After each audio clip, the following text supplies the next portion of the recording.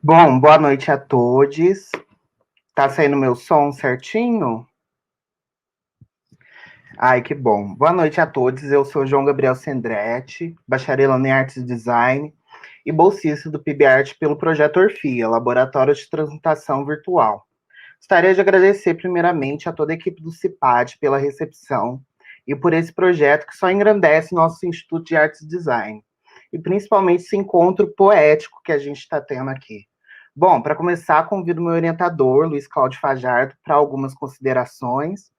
E é isso, é contigo, Fajardo. Perfeito. Bom, boa noite para quem está chegando agora.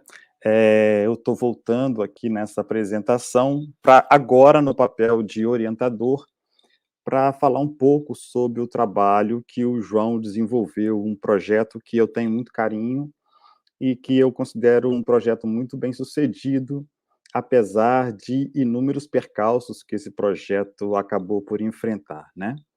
Mas, enfim, para tentar controlar um pouco o tempo, e também dar espaço para o João, que é o principal articulador desse projeto, eu pedi a ele que incluísse nesse slide algumas considerações dessa orientação, né? Então, eu vou pautar essa discussão muito baseado nesses 3 pontos que vocês estão vendo nessa tela aí, né? Então, inicialmente, eu digo Orfia e PIBART, percepção discente interdisciplinar entre artes visuais, cinema, design, moda, música e mídias digitais, né? Bom, o que eu quero dizer com isso? Quer dizer que esse projeto, o projeto Orfia, o Laboratório de Transmutação Virtual, é um projeto interdisciplinar que tem uma característica que parece banal, mas ela é muito importante no nosso contexto, que é o fato de ser uma proposição, né, a partir da vivência, a partir das aspirações do João, né? Não foi uma conversa comigo que falou, João, vamos fazer esse projeto. Não. Na verdade, foi a experiência que ele teve, experiências internas do Instituto, externas, conversas, outras referências que ele teve que trouxe até ele a ideia do desenvolvimento desse projeto. Isso é muito importante, porque eu acredito que a chave para a formação interdisciplinar, né, o desenvolvimento na verdade, perdão, o desenvolvimento de uma autoconfiança do aluno. O aluno precisa de estar pronto, preparado, ter coragem para propor novas possibilidades de diálogo, né? E o nosso papel dentro do Instituto é, talvez, acolher, permitir que essa proposta se desenvolva, né? E daí, eu acho interessante ressaltar esse processo como um processo de formação contínuo, né? Um processo de formação que faz sentido para o aluno, que torna o aluno como um sujeito ativo, né? Um sujeito capaz de desenvolver sua própria história dentro do contexto de sua formação, né? E aí a gente fala sobre isso dentro de um espaço que é o Instituto de Artes e Design da Universidade, um espaço que é privilegiado por não só pela sua estrutura curricular, né, onde estão presentes várias disciplinas de vários cursos, mas também pelas pessoas que formam essa interdisciplinaridade, né. Então esse é o primeiro ponto que eu gostaria de ressaltar, né, a autoconfiança do aluno que gera o seu próprio conhecimento e expande esse conhecimento para diálogos possíveis, né. Bom, o segundo ponto que eu queria dizer é a respeito do processo de orientação, né?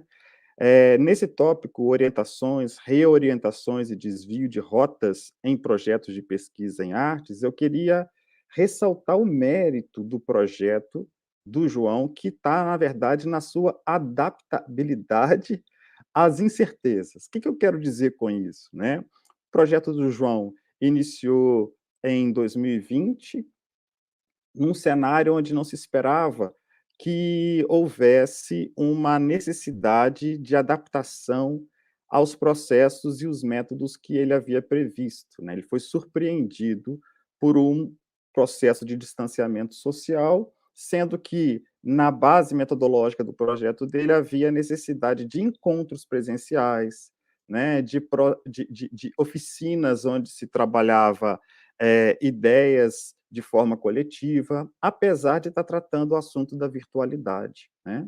Então, ele se adaptou logo, facilmente ao meio digital. Claro que isso gerou um certo trabalho, uma certa reorientação de rota, né?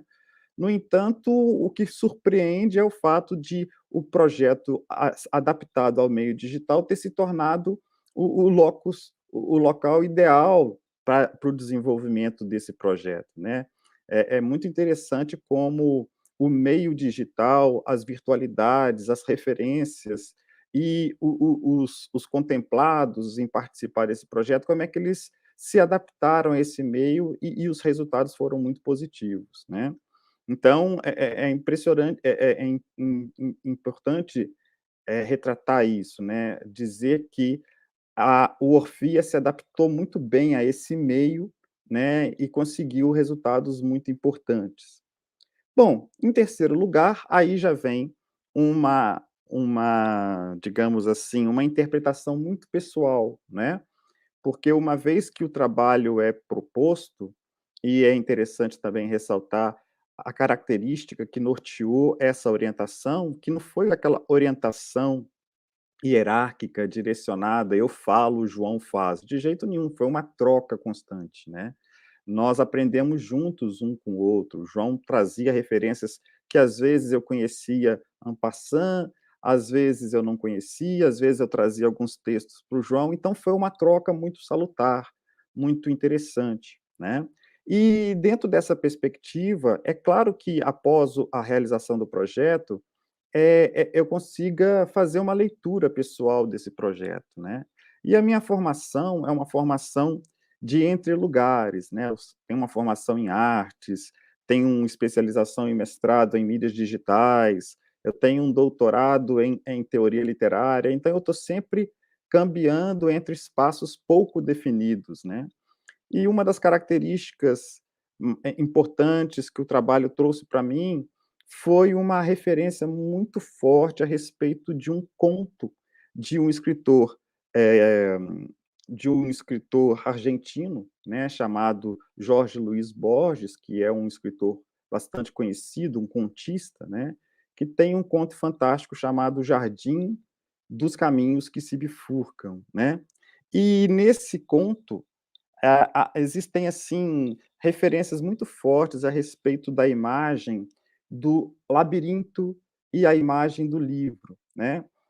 O conto ele tenta estabelecer uma conexão, que mostra uma visão do mundo a partir dessas metáforas do labirinto e do livro, né, ou do livro labirinto, né. E é muito interessante essa expectativa, e isso trouxe para mim reflexões muito profundas a respeito desse trabalho, me fazendo rememorar esse conto, né. E aí eu tenho aqui algumas questões que eu acho interessantes, que eu gostaria de passar para vocês, né.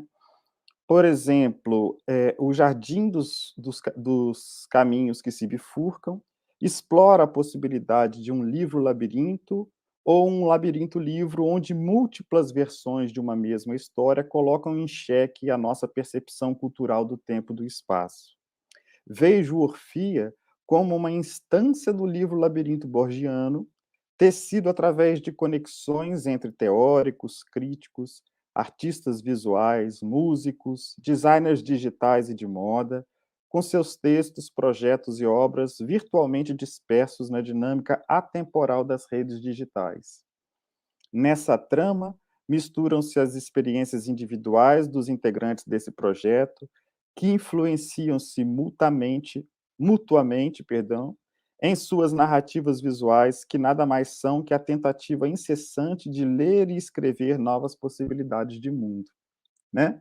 Então, assim, esse projeto é um projeto muito interessante, acho que o João tem a propriedade de poder explicar dentro da sua dinâmica, né? Mas eu espero que as minhas considerações façam justiça, né, a esse projeto que ainda possui muitos caminhos a desvendar, né? Passo a palavra, então, para o meu querido João. Espero que vocês gostem dessa apresentação. Bom, Fajardo, muito obrigado, viu? Não tenho muito o que comentar, assim, das suas colocações, porque me emociona muito até onde a gente chegou com esse projeto, né? E, e é isso, né? Eu acho que para compreender o Orfia, a gente tem que pensar da onde que o Orfia saiu, né? Ele sai do cerne do IAD, ele sai da interdisciplinaridade. E nisso eu cheguei para o Fajardo com um projeto, né, de um laboratório de pesquisa visual que sustentasse na praxis artística e na troca de saberes, esses saberes localizados, né, de diferentes áreas, com o intuito da construção transversal de conhecimentos, né, não do conhecimento, mas de conhecimentos. Então, a gente chegou numa estrutura de uma pesquisa que se atenta aos embates tecnológicos, sociológicos do nosso tempo, a paisagem política em que ele se insere, sempre tendo a relação da imagem com esses temas como uma base. E o laboratório, ele surgiu como um projeto de PIBART, começou suas atividades em agosto de 2020, com a contemplação no Programa Institucional de Bolsa de Iniciação Artística da Pró-Reitoria da UFJF, Pró-Reitoria de Cultura. Em 2021, ele segue com a mesma bolsa. Então, a gente trouxe aqui esse relato, saberes localizados e a prática laboratorial diante da emergência pandêmica. E, primeiro, assim, o que é o Orfia, né? É um projeto interdisciplinar de pesquisa em imagem e virtualidade. Ele sai do cerne do Instituto, fundado nos diálogos entre as linguagens artísticas e a criação de conexões de entes de diferentes áreas. É também um laboratório teórico-prático que se sustenta na crítica e produção visual, tentando abranger todas as áreas em que o conhecimento criativo se instala.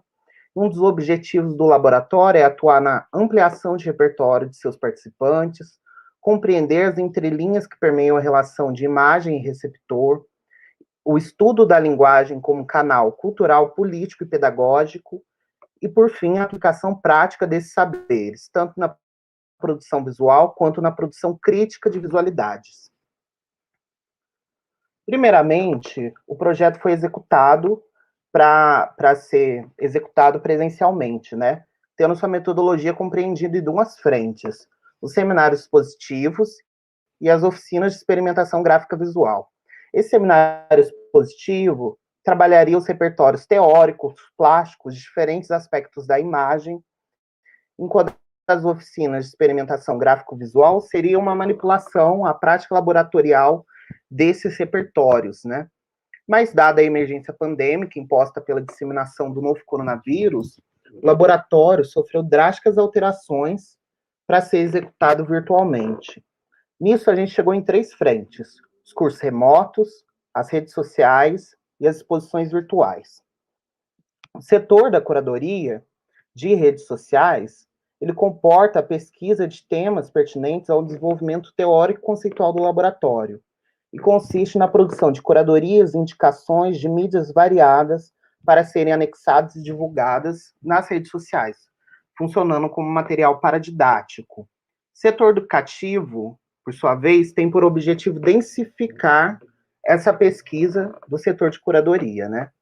Para que ela seja traduzida em ações educativas, como realizamos cursos remotos, lives, mesas redondas, entre outros. Já as exposições virtuais surgiram das propostas práticas do educativo, promovendo mostras com os trabalhos dos participantes de nossos cursos e também abrindo, com seus editais, a participação externa de outros artistas. Tendo isso em mente, O Orfia chegou numa configuração tripla, interdependente de produção, como uma cobra que serpenteia essas três grandes áreas, que é a pesquisa, a discussão e a produção. Tendo essas três em mente, a gente chegou numa metodologia de transmutação virtual. Essa transmutação virtual ocorre com 4 passos. O consumo de referências, para então reconhecer no coletivo, no cenário coletivo, as análises, as impressões dessas referências, adentrando num debate crítico dessas informações, para então pensar uma aplicabilidade artística. E essa metodologia, ela vai se repetindo. São diversos ciclos dentro de módulos que vai criando o que seria essa transmutação virtual.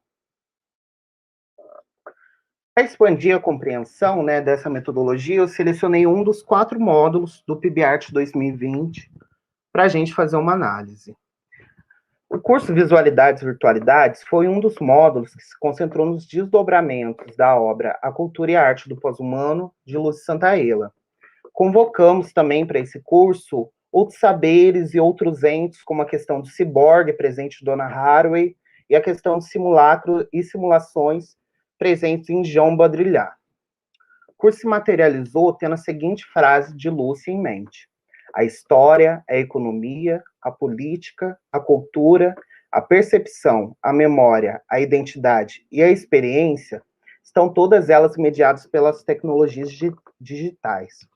Assim, exploramos aspectos diversos da experiência humana em frente ao cenário tecnológico do século XXI, sempre tendo a imagem como aparato dessa pesquisa. Junto ao curso, foi realizado também 3 atividades, sendo 2 preparatórias e uma final. A primeira atividade foi a escolha de uma paisagem sonora para se trabalhar a visualidade, onde cada aluno escolheu um som, podendo ser musical ou não. Em seguida, foi pedido um mapeamento visual para aquele som, procurando desdobramentos estéticos por meio da sinestesia de cada aluno para a construção de um painel semântico para aquele som. A atividade final contou com uma proposta de ação artística ou uma produção de uma imagem, ambas livres em linguagens e formato, ou seja, pintura, instalação, vestível, etc. E foi pedido que essa obra proposta, além de ser um desdobramento não diretivo do som, estabeleça relação com algum dos tópicos abordados durante o curso. Para ilustrar isso, eu trouxe a obra de Guilherme Duarte, que participou da nossa exposição Arzeon, em que ele desdobrou um pouco sobre a questão do ciborgue em Donna Haraway. A contextualização é: a era ciborguiana como uma potente salvadora, antes um pulsante ciborgue do que um finado Pan. Inspirado pelo Manifesto Ciborgue de Donna Haraway e refletido nos 2 últimos anos do artista, no qual teve um osteosarcoma localizado e, posteriormente, o membro substituído por uma prótese. O título da obra expressa ecos das subsequentes limitações definitivas.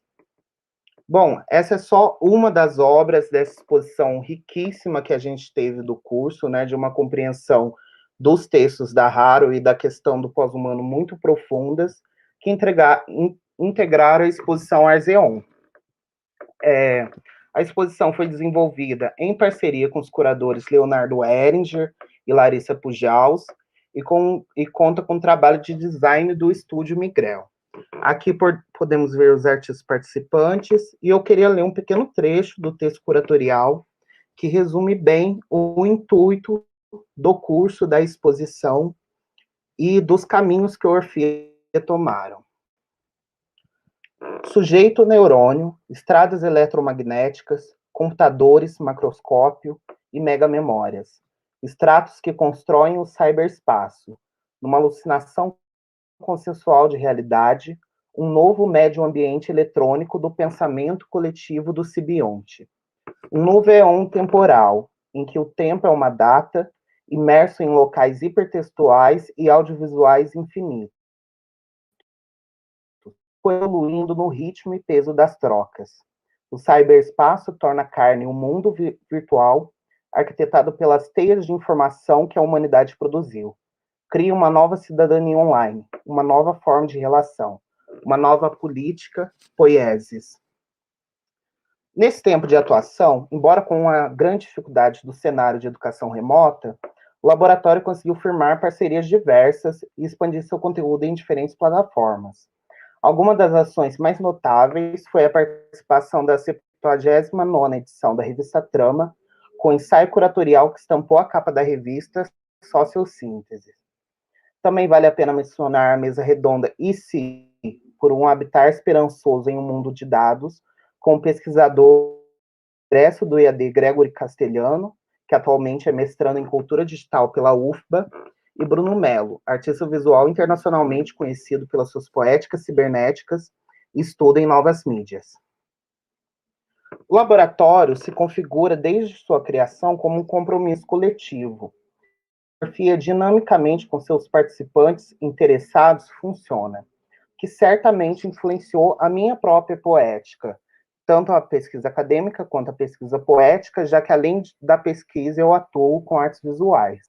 Também trouxe a inquietação de expandir isso pensando no Instituto de Artes e Design. Com esse laboratório, além da promoção dessa discussão, virou um local de abrigo a discentes que possuem interesse nessa área e que estão expandindo sua pesquisa para esse nicho. Para 2021, o laboratório estruturou seus 3 grandes aspectos de ação, assim criando 3 setores. Ectopia, um grupo de estudos em deslocamentos da imagem e poéticas dissidentes, que abrirá suas inscrições dia 16 de novembro, então fiquem ligados. Plasma, que comporta a produção de ensaios paradidáticos no âmbito da curadoria cultural.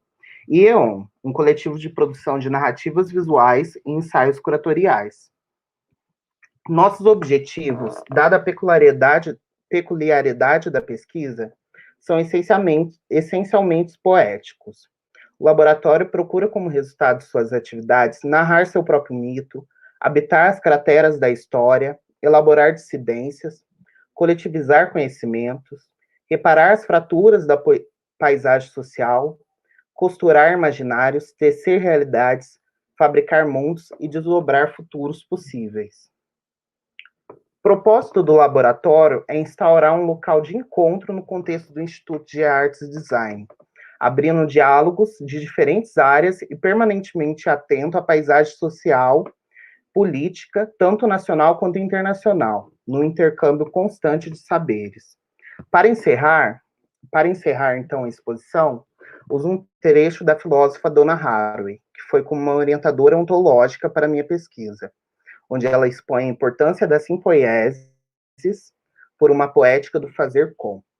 Nada faz a si mesmo, nada é realmente autopoético ou autoorganizador. Simpoiesis é uma palavra própria para os sistemas complexos, dinâmicos, responsivos, situados e históricos. É uma palavra para tornar mundo com, sempre em companhia. Simpoiesis envolve a autopoiesis, generativamente a desdobra e a estende. Bom, uma outra notícia que eu queria comunicar, para essa edição a Edna Rezende entrou junto na orientação e está ajudando principalmente no contexto de produção metodológica em artes, né? Então, nossas produções estão sendo muito mediadas pelo trabalho da Edna, e é isso, eu queria agradecer de novo, acho que a gente passou um pouquinho do tempo, mas é isso. E depois da apresentação, eu estarei no chat do YouTube, para caso alguém tenha alguma dúvida, e caso não queira falar nos comentários, pode falar com a gente nas redes sociais.